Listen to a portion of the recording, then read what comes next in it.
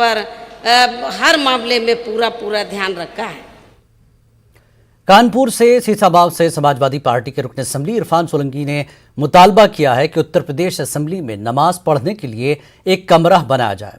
उन्होंने assembly speaker से मांग की कि वो नमाज पढ़ने के लिए कमरा बनवाएं, चूंकि नमाज के लिए असेंबली से बाहर जाना पड़ता है। जो मुसलमान विधायक हैं वो अक्सर कार्रवाई छोड़ के मस्जिद जाते हैं नमाज पढ़ने के लिए। अगर विधानसभा में ही एक प्रेयर रूम हो, कभी कभी ऐसा होता है क्योंकि नमाज का टाइम हमारे यहाँ फिक्स है, जैसे 1 बजे की टाइम है तो 1 बजे होगी, 5 बजे वाली 5 बजे होगी, 6-7 बजे वाली 6-7 बजे होगी।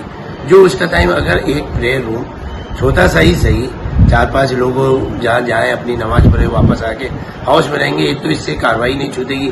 बहुत बार ऐसा होता है कि किसी विधायक का क्वेश्चन लगा हुआ है, महत्वपूर्ण क्वेश्चन है, छेद का मामला है, उसने लगा रखा है, अब वही उसी समय में मान लीजिए अजान का समय है और वो ना तो क्वेश्चन छोड़ सकता है ना नमाज छोड़ सकता है। और क्योंकि नमाज पूजा ये सब आस्था का विषय है और मेरा मानना ये है जहाँ आस्था की बात है वहीं बड़े बड़े इंटरनेशनल एयरपोर्ट हो या डोमेस्टिक एयरपोर्ट हो वहां भी एक छोटा सा प्रेयर रूम बना दिया गया है ताकि लोग अपनी इबादत कर सकें और आगे बढ़ सकें। और अगर ये अच्छा काम है, अगर विधानसभा अध्यक्ष चाहे तो इसमें विचार भी कर सकते हैं और एक कमरा बना देने से न कोई हानि होगी न किसी को कोई तकलीफ होगी।